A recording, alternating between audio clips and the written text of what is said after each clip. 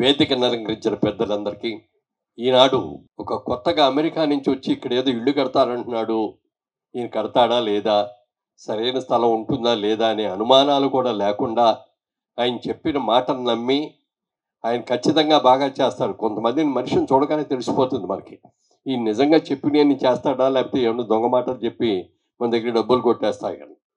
అలాంటి నమ్మకం మీరందరూ కూడా ఉంచి ఇందులో మీరందరూ కూడా పాత్రధారులైనందుకు మీకందరికీ కూడా కృతజ్ఞత తెలియాలి అని చెప్పిన కార్యక్రమం ఇది. ఏదో సేల్స్ ప్రమోషన్ కోసం కాదు, దేనికి కాదు.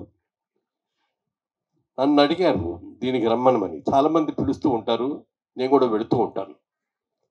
అయితే నేను ఇక్కడికి వెళ్ళబోయే ముందు వాళ్ళని ఒకసారి నా దగ్గరికి రండి అని పిలిచి వాళ్ళతో మాట్లాడతాను. నేను ఏమండి ల్యాండ్ మీదేనా, ల్యాండ్ కొన్నారా లేదా, లేకపోతే అడ్వాన్స్ ఇచ్చేసి వర్క్ మొదలు పెట్టేస్తున్నారా అని అన్నీ అడుగుతాను. సార్ మీరు అడిగేవన్నీ కూడా పూర్తిగా కొనపడేటట్టుగా నేను పూర్తి చేసుకొని ముందే పిలుద్దాం అనుకున్నానండి. మోడల్ విల్లా కూడా అయిపోయిన తర్వాత పిలిస్తే మీకు పూర్తిగా నమ్మకం కలుగుతుంది అని అనుకున్నాను. దాని ప్రకారమే పిలవటం. ఆయన మాట్లాడిన తర్వాత నాకు కనుక్కున్న ఫస్ట్ ఇంప్రెషను ఒక అద్భుతమైన వ్యక్తి. చాలా ఏదో ప్రతిదీ కూడా రీసెర్చ్ చేసి, విల్లాసంలో అనేటప్పటికి ఏమేమి అవసరాలు ఉంటాయి, ఏమేమి ప్రాబ్లమ్స్ ఉంటాయి, వీటిని ఎట్లా సెటిల్ చేయాలి అనేది అంతా కూడా పూర్తి అవగాహనతోటి ప్రతిదానికి. ఇందాక విల్లా చూశాను, కట్టింది మోడల్ విల్లా, ఎంత బాగా చేశారో చెప్పడానికి లేదు. నిజంగా ఇందులో మీ విల్లాస్ కొనడం కోసం వచ్చిన మీరందరూ కూడా అదృష్టవంతులు. ఇవాళ రోజున మీరు కొన్న డబ్బులకి 2 రెట్లు 3 రెట్లు పెరుగుతుంది ఖచ్చితంగా, అందులో డౌటే లేదు. ఎందుకంటే మేము కూడా చాలా చోట్ల కట్టాము, విల్లాస్ కట్టాము, అపార్ట్మెంట్స్ కట్టాము, అన్నీ కట్టాము. కానీ మా దగ్గర కొనుక్కున్న వాళ్ళందరూ కూడా మళ్ళీ 4 ఏళ్ళు 3 ఏళ్ళు అయిన తర్వాత అమ్మితే వాళ్ళకి 2 రెట్లు 3 రెట్లు 4 రెట్లు కూడా వచ్చింది. దీనికి అలాంటి అవకాశం ఉంది. ఎందుకు అవకాశం ఉంది అంటే ఇవాళ సిటీ గ్రో అయ్యింది. ఇవాళ సిటీలో ఇల్లు కట్టుకోవాలంటే స్థలం కొనడానికే చాలా డబ్బులు అవుతాయి, తర్వాత ఇల్లు కట్టుకోవాలంటే ఇంకా ఎక్కువ డబ్బులు అవుతాయి.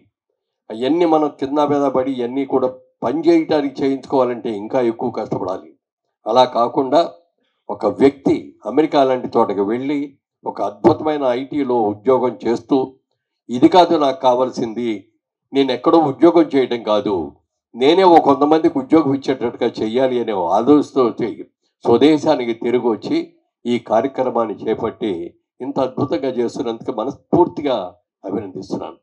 నేను మాట్లాడిన గంట సేపట్లో ఆయన చెప్పిన విధానం, ఆయన చెప్పిన మాటలు అన్నీ విన్న తర్వాత, నేను మొట్టమొదటి ప్రాజెక్ట్ చేసినప్పుడు సిలికాన్ కౌంటీ అనే శిల్పారామం దగ్గర కట్టాను. అది కట్టినప్పుడు చాలా ఆలోచించేవాళ్ళం, ప్రతిదీ ఒక్కటే ఆలోచించేవాళ్ళం. ఇక్కడ హైదరాబాద్లో కడుతున్నారు, ఏదో మాస్గా కడుతున్నారు తప్ప అన్ని అవకాశాలు కూడా కలిపి వచ్చేటట్టుగా కనపడట్లేదు. మనం ఏం చేయాలి, ఎలా చేస్తే బాగుంటుంది అనేది 1కి 100 సార్లు ఆలోచించేసాం. ఆ రోజున మేము దానికోసం ఎంత ఆరాటపడ్డామో, ఎంత కృషి చేశామో, ఎంత రీసెర్చ్ చేశామో ఇవాళ దిలీప్ గారిలో అది చూశాను. నేను మాట్లాడగానే ఆయన అసలు ఏదో అద్భుతంగా చెయ్యాలి, ఏదో కొత్తగా చెయ్యాలి, బాగా చెయ్యాలి. ఏమేం ప్రాబ్లమ్స్ వస్తాయి, పిల్లలు పొద్దున్నే స్కూల్కి పంపించాలంటే మెయిన్ గేట్లోకి దగ్గరికి వెళ్ళాలి, అక్కడ ఎండలో నుంచొని వానలో తడుస్తూ ఉండాలి.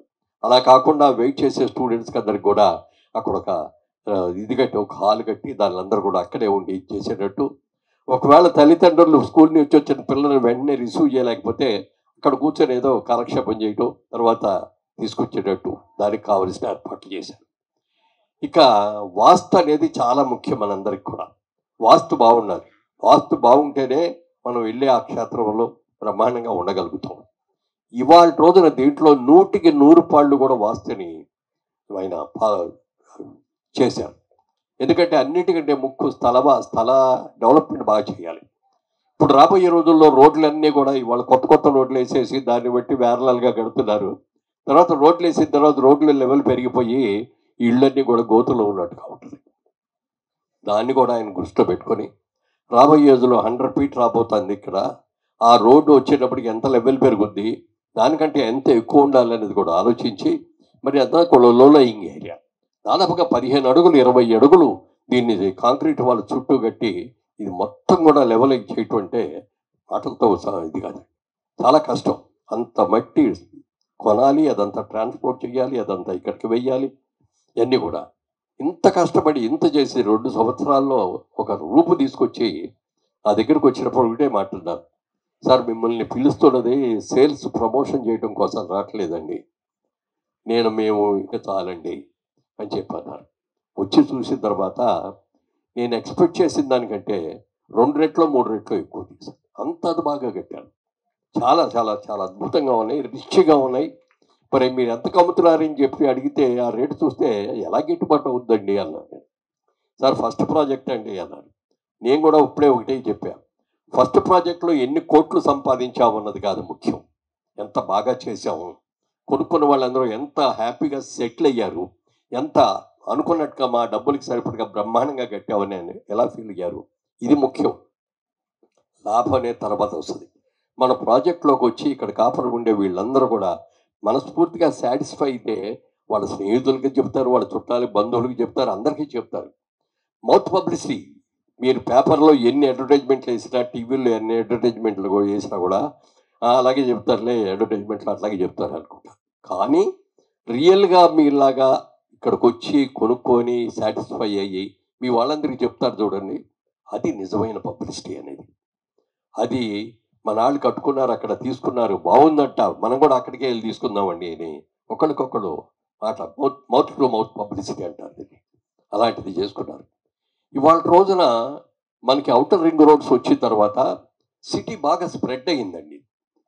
వాళ్ళ సిటీ స్ప్రెడ్ అవడం మూలంగా ఏదో పేదవాళ్ళు దూరంగా ఉండటం కాదు, మధ్యతరగతి వాళ్ళు దూరంగా వెళ్ళటమే కాదు, ఇవాళ బాగా రిచ్ బోల్డ్ అంత డబ్బులు ఉన్న వాళ్ళు కూడా అందరూ కూడా అవుటర్ రింగ్ రోడ్లో ఎక్కితే, కారు ఎక్కితే 20 నిమిషాలు 30 నిమిషాల్లో మన స్థలానికి వెళ్ళిపోతాం.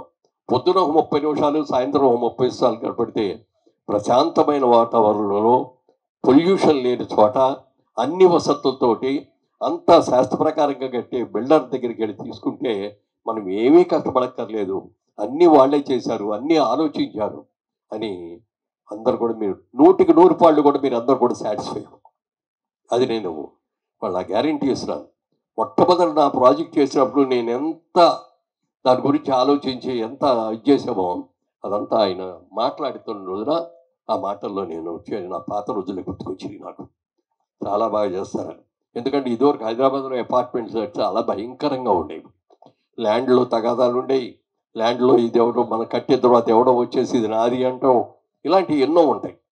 వాటిలన్నింటినీ కూడా సాల్వ్ చేసుకొని అలాంటి ప్రాబ్లమ్స్ లేకుండా చేసి వాస్తు ప్రకారంగా కూడా చేస్తూ, నైరుతి హైట్ ఉండాలి, ఈశాన్య మూల పల్లవ ఉండాలి, ఇక్కడ కురిసిన పోయే డ్రాప్ అయినా సరే ఆ ఈశాన్య మూలకి వెళ్ళి అక్కడి నుంచి ఆ చెరువులో కలవాలి అన్నట్టుగా అద్భుతంగా చేశారు. ఇక బిల్డింగ్ అయితే ప్లాన్ ఎంత చక్కటి ప్లాన్ అండి. 300 గజాల్లో ఆ ఇల్లు కట్టారు అంటే ఎంత ఆశ్చర్యంగా ఉందో. హోమ్ థియేటర్ ఉంది, చిల్డ్రన్స్ బెడ్రూమ్ ఉంది, గెస్ట్ బెడ్రూమ్ ఉంది, పేరెంట్స్కి బెడ్రూమ్ ఉంది, మాస్టర్ బెడ్రూమ్ ఉంది, అలాగే మరి దాన్ని ఏమంటారు, ప్రియూ థియేటర్, మీకు హోమ్ థియేటర్ ఉంది, అన్నీ. ఇది లేదు అని చెప్పడానికి ఏమీ లేదు.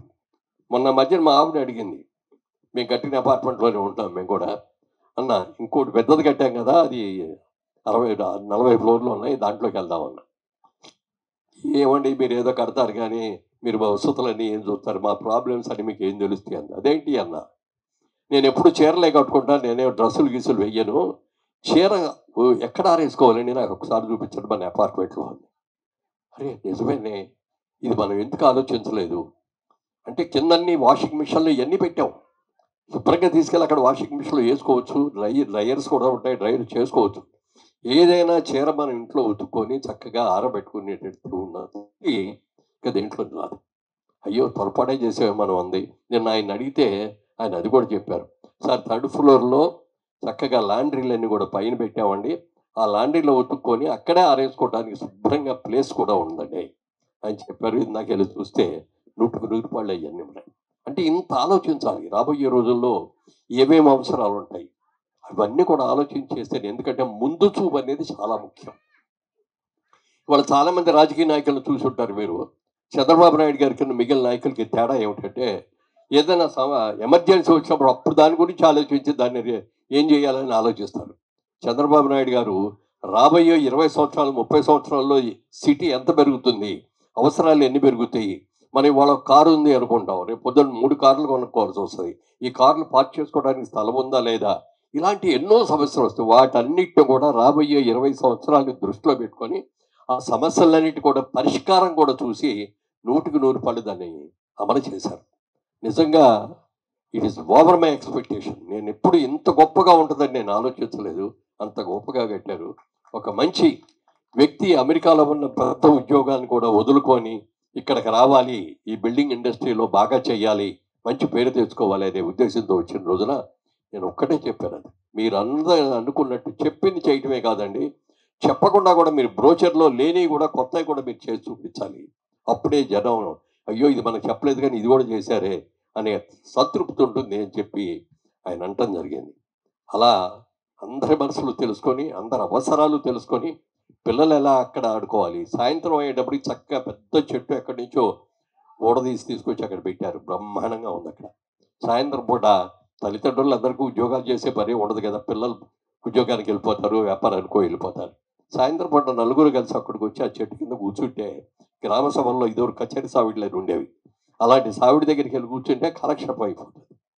పేపర్లు వెళ్ళి చదువుకోవచ్చు, అక్కడే కూర్చొని చేసుకోవచ్చు. అవన్నీ కూడా దృష్టిలో పెట్టుకొని చేశారు ఆయన. ఇది వండర్ఫుల్ ప్రాజెక్ట్ అవుతుంది.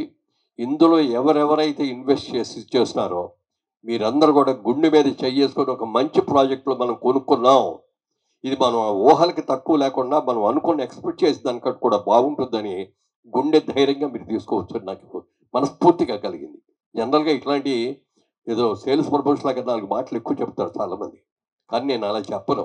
కానీ వాళ్ళ 100కి 100 నేను ఫీల్ అయ్యాను కాబట్టి నా గుండెల్లోంచి నా మనసులోంచి వస్తున్న మాటే తప్ప ఇందులో ఆయన ఏదో నేను చేస్తే నాకు కూడా ఒకవేళ ఫ్రీగా ఇస్తాడేమో లేకపోతే ఇంకోటి ఏమైనా చేస్తాడేమో అనే ఆలోచన ఏం కాదు. చాలా బాగా చేశారు. ఇంత చిన్న వయసులో ఇంత అద్భుతమైన ప్రాజెక్టులకు వచ్చాం. ఇదివరకు హైదరాబాద్లో అపార్ట్మెంట్స్ అంటే ఎవరు కొనేవారు కాదు. అన్ని బోల్డ్ అండ్ ల్యాండ్ లిటిగేషన్స్ ఉంటాయి. మరి ఆ లిటిగేషన్ లేకుండా మరి ఆయన అన్ని కూడా సైట్స్ అన్ని కూడా చూపించడంలో కానీ, అలాగే వారు అన్ని రకాలుగా ఏది చెప్పినా ఎక్సలెంట్ బ్రహ్మాండంగా నేను అంటూ అభినందిస్తూ ప్రతి క్షణం అభినందించిన వారిని కానీ, మరి వాళ్ళ రోజున కృతజ్ఞత చెప్పాలి అనుకునే దాంట్లో మీరు కొనుక్కున్న వాళ్ళు ఎంత కృతజ్ఞత చెప్పాలో ఈ రోజున వేదిక మీద ఉన్న వీళ్ళందరికీ కూడా ఆయన అంత కృతజ్ఞతాభావంతో చెప్పాలి కాబట్టి వారిని వేదిక మీదకి తీసుకొచ్చారు. ఎందుకంటే నలుగురు సహకారం లేకుండా మనం ఏది చేయలేము. మనం ఎక్కడో ఏదో తప్పు చేస్తాం. ఇందాక నీటిలో కూడా చూపించినప్పుడు చెప్పారు, నేను చిన్నప్పటి నుంచి కూడా నాకు బిజినెస్ అంటే ఎక్కువ ఇష్టం. అందుకే నాకు చదువు పెద్దగా వంట పట్ల. ఇంటర్మీడియట్ 2 సార్లు ఫెయిల్ అయ్యాను. ఇది మనకు కుదిరే పని కాదులే, మన వ్యాపారం ఏంటో చూసుకుందాం అనుకున్నా. ఇంట్లో ఆడపిల్లలు పెళ్ళి అయిపోయిన తర్వాత వ్యాపారం చేద్దాం ఉంటేనేమో డబ్బులు లేవు, ఉద్యోగం చేద్దాం ఉంటేనేమో డిగ్రీ లేదు. ఏం చేయాలా అనుకున్న టైంలో ఒక మంచి అవకాశం ఇచ్చింది నాకు. ఒక బిజినెస్ కొత్తది విజయవాడలో పెడుతున్నాము, దాంట్లో మీరు వర్క్ చేస్తారా అని వర్కింగ్ పార్ట్నర్గా చేరమని ఆఫర్ ఇచ్చారు. వెంటనే వెళ్ళిపోయాను. నెలకు ₹100 జీతం, లాభాల్లో 15 పైసలు వాటా. పగలో రాత్రి అని కూడా కష్టపడకుండా దాన్ని చాలా అద్భుతంగా డెవలప్ చేశాను. చివరికి అదే కంపెనీలో 50% షేర్ హోల్డర్ కూడా అవటం జరిగింది. ఆ తర్వాత అనుకోకుండా సినిమాల్లో రావటం, మెడ్రాస్ వెళ్ళిపోవటం అది జరుగుతుంది. ఓ రోజున శోభన్ బాబు గారు మాదే సినిమా ముగ్గురు మిత్రులను సినిమా చేస్తున్నాం. దాంట్లో ఆయన హీరో, నేను చంద్రమోహన్, ముగ్గురు హీరోలు. ఆయన అడిగారు, మురళీమోహన్ గారు మీరు వచ్చిన ఆదాయం అంతా ఎక్కడ ఇన్వెస్ట్ చేస్తున్నారు అన్నాడు. Sir I'm a business man అండి, అందుకని నా బిజినెస్ మీద ఇది చేస్తున్నాను. జైబెరీ బ్యానర్ పెట్టి సినిమాలు తీస్తున్నానండి. అలాగే జైబెరీ ఫైనాన్స్ అని, జైబెరీ ఎంటర్టైన్మెంట్స్ అని ఇవన్నీ కూడా కంపెనీలు పెట్టి చేస్తున్నానండి. నాకు నచ్చిన సినిమాలు ఉంటే రైట్స్ కొనుక్కుంటున్నానండి అన్నాను. చాలా బాగుంది, మీరు సినిమాలు తీసుకుంటున్నారు, చాలా బాగా తీస్తున్నారు, అవన్నీ బాగున్నాయి, మరి ఇంకేం చేస్తున్నారు అన్నారు. నాకు 2 డిస్ట్రిబ్యూట్ కంపెనీలో షేర్ హోల్డర్గా చేరానండి. హైదరాబాద్లో ఒక కంపెనీ, విజయవాడలో ఒక కంపెనీ, వాళ్ళలో నేను అందులో షేర్ హోల్డర్గా చేరానండి. ఇదే మీరు చేస్తున్న తప్పు. వాళ్ళెవరో కష్టపడి మీరు వెళ్ళి చూడటానికి మీకు అవకాశం ఉండదు. వాళ్ళు ఏదో కష్టపడి లాభాలు మీకు చేతికిస్తారనుకుంటే మీ అంత తెలివి తక్కువ ఎవరు ఉండడండి అన్నాడు ఆయన. అయ్యో భలేవరండి సోమబాబు గారు అలా అన్నారేంటి, వాళ్ళు చాలా మంచి వాళ్ళండి, ఏమి తప్పులు జరగవండి అన్నాను. కానీ ఆయన ఏ రోజున ఏ ముహూర్తంతో అన్నాడో కానీ 6 నెలలుగానే ఒక కంపెనీ మూతపడింది, సంవత్సరంగానే 2వ కంపెనీ మూతపడింది. నేను పెట్టిన డబ్బులు పోవడమే కాకుండా ఆ కంపెనీ వాళ్ళు చేసిన అప్పులన్నీ కూడా నా మీద పడ్డాయి. ఎందుకంటే అప్పుడున్న పార్ట్నర్స్లో సౌండ్ పార్ట్నర్ నేనే కాబట్టి సినిమా యాక్టర్ సినిమాలు తీస్తున్నాడు, ఈయన దగ్గరికి వెళ్తే వస్తే ఏం చెప్పా వాళ్ళందరూ నా మీద పడ్డారు. ఏదో చేసే మాట్లాడి వచ్చాము, బాబు 50% ఇస్తాం, వడ్డీ ఇవ్వను, మీకు కావాలని తీసుకోండి, నేను ఎవరో మీరెవరో నాకు తెలియదు, నేను ఎవరో మీకు తెలియదు, అందులో పార్ట్నర్ కాబట్టి ఇస్తున్నానని చెప్పి వాళ్ళందరికీ కూడా ఇచ్చేసి సెటిల్ చేసుకోవడం. సోమన్ బాబు గారి దగ్గరికి వెళ్ళి చెప్పి, ఏమన్నా ఆ రోజు మీరు అన్నారు, మీరు అన్నదే జరిగిందండి అన్నా అని. అది సరేనండి, నాకంటే పెద్ద హీరో మీరు, నాకంటే ఎక్కువ రెమ్యూనరేషన్ తీసుకుంటున్నారు, నాకంటే చాలా ముందు వచ్చి సినిమా ఇచ్చాడు, మరి మీ సంపాదన అంతా ఎక్కడ ఇన్వెస్ట్ చేస్తున్నారండి అన్న. అంటే అప్పుడు ఆయన ఒకటి చెప్పాడు, ఈ ప్రపంచంలో 3 వంతులు సముద్రమే ఉంది, ఒక్కొంతే ల్యాండ్ ఉంది. రోజు రోజుకి ప్రపంచం యావత్తు కూడా జనాభా విపరీతంగా పెరిగిపోతుంది. రాబోయే రోజుల్లో ల్యాండ్కి ఎక్సలెంట్ గిరాకీ వస్తుంది, బాగా ఇది పెరుగుతుంది, రేట్లు పెరుగుతాయి, బ్రహ్మాండంగా వస్తుంది అని నా ప్రతి రూపాయి కూడా నేను ల్యాండ్ మీదే కూర్చున్నాను అని చెప్పి మెడ్రాస్ చుట్టుపక్కల ఆయన ఎన్ని ఎకరాలు కొన్నారో, ఎన్ని ల్యాండ్స్ కొన్నారో కూడా చెప్పడానికి లేదు. ఇవాళకి కూడా చెప్పాలంటే భారతదేశంలో ఉన్న సినిమా యాక్టర్స్లో అందరికంటే కూడా, ఇది హిందీ యాక్టర్ల కంటే, తమిళ యాక్టర్ల కంటే, ఇంకోళ్ళ కంటే రిచ్ పర్సన్ ఎవరు అంటే శోభన్ బాబు గారు. అన్ని ల్యాండ్స్ కొన్నాడు. ఎకరం 5,000 పెట్టుకున్నది ఇవాళ 5 కోట్లు ఉంది ఇవాళ. అలాంటి అంతా అది. భూమిని నమ్ముకుంటే మనం నష్టపోము, భూమిని నమ్ముకున్న వాడు ఎప్పుడైనా బాగుంటాడు అనేది ఒక అద్భుతమైన సిస్టమ్ ఆయన చెప్పిన తర్వాత అప్పుడు నాకు అనిపించేది మాట, చెయ్యాలి మనం. నేను చేద్దామని హైదరాబాద్ వచ్చిన తర్వాత నిర్ణయించుకుంటే చాలామంది నన్ను డిస్కరేజ్ చేశారు, బాబు ఇక్కడంతా చాలా చండాలంగా ఉంటుంది, నువ్వు అందులో పెడితే నీకున్న పేరు కూడా పోతుంది. సార్ మీరు ఆయనకు ఒక పక్క చూస్తారని నేను రెండో పక్క చూస్తున్నాను. ప్రతి వ్యక్తి కూడా తనకంటూ సొంత ఇల్లు కావాలి అని కోరుకుంటాడు, చిన్నదో పెద్దదో. ఇల్లు కట్టుకోవడానికి, ఇల్లు కొనుక్కోవడానికి డబ్బులు లేకపోతే కనీసం స్థలం 300 గజాల స్థలం కొనుక్కుంటే డబ్బులు ఉన్నప్పుడు కట్టుకోవచ్చు. అప్పుడు కూడా కట్టుకోలేకపోతే పిల్లలు పెద్దవాళ్ళు అయినప్పటికీ వాళ్ళ చదువులకో పెళ్ళిళ్ళకో పనికొచ్చుగా ఆ స్థలం అనుకున్నా కూడా బోల్డంత డబ్బులు వస్తాయి అని చెప్పి వాళ్ళందరూ కూడా నేను అదే చూస్తున్నానండి. ప్రతి ఒక్కళ్ళు కళ సొంత ఇల్లు కావాలని. అలాంటి కళని నిజం చేసేటటువంటి ఒక పవిత్రమైన వ్యాపారం రియల్ ఎస్టేట్ అండి. నేను అలా భావించేస్తున్నాను. నేను ఎక్కడ కూడా చీట్ చేయను, ఎవరికి కూడా నష్టం రానివ్వను. నాకు ఎంత లాభం వచ్చింది ఆ ప్రాజెక్టులో అనుకున్న దానికంటే కూడా ఆ ప్రాజెక్టును వచ్చి మనం నమ్మి, మన మాటలు నమ్మి మన దగ్గరకు వచ్చి ఇన్వెస్ట్ చేసే నా కస్టమర్ ఎంత లాభం పొందుతున్నాడు, ఎంత లబ్ధి పొందుతున్నాడు, ఎంత మనసు సాటిస్ఫాక్షన్గా ఉంటున్నాడు అనేది ముఖ్యం అని చెప్తే 100కి 100 రూపాయలు మీరు ఏం చెప్పారో నా ఉద్దేశాలు కూడా అదేనండి అని చెప్పి దాన్ని చెప్పడం జరిగింది.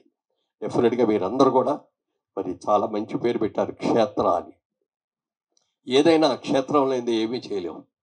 ఒక బిడ్డ పుట్టాలంటే తల్లి గర్భంలో 9 నెలలు పెరిగి తర్వాత తల్లి పొత్తి కబుళ్ళలో ఉండి మాటలు నేర్పి పాలు ఇచ్చి అన్ని రకాలుగా పెంచేది తల్లి. అలాంటి వాళ్ళ తల్లిగారిని కూడా మర్చిపోకుండా వాళ్ళ విజయకల్ప అని పెట్టిన దాంట్లో విజయలక్ష్మి గారు ఆవిడ, మా ఆవిడ పేరు కూడా విజయలక్ష్మినండి. సరే, ఈ విజయలక్ష్మి గారి ఇది కూడా ఆయనకి రావాలని మనస్ఫూర్తిగా కోరుకుంటూ, అలాగే తల్లి తర్వాత తల్లి ఎవరు అంటే భార్య.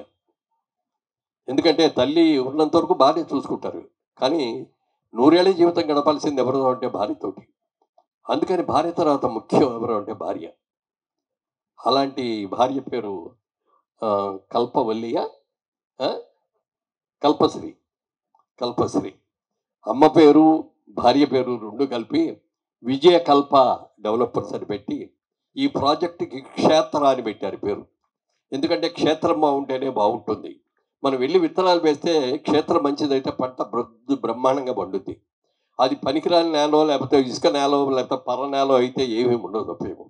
అందుకని క్షేత్రం కూడా ఎంత ముఖ్యమో చూసి ఆయన క్షేత్ర అని దీనికి పేరు పెట్టడం కూడా చాలా అప్రోప్రియేట్గా ఉంది. ఇన్ని రకాలుగా చేస్తున్న ఆయన మనస్ఫూర్తిగా నేను అభినందిస్తూ, ఇంకా మంచి పేరు తెచ్చుకోండి, ఇంకా పెద్ద బిల్డర్ కావాలని ఆశీర్వదిస్తూ సెలవు తీసుకుంటాను. Thank you.